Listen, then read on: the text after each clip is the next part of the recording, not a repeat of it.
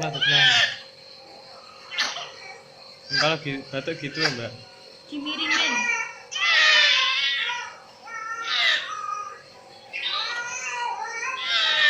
Ini nggak bisa nafas ya.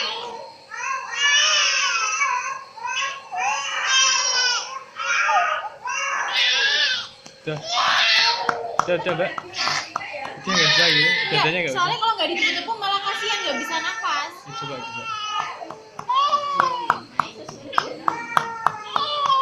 Nek lagi gini jangan diminumin dulu. Nanti ya, kalau pas gini henti nafas nanti.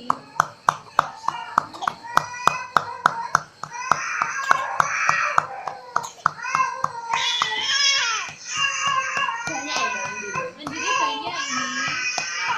Nafasnya juga sesek.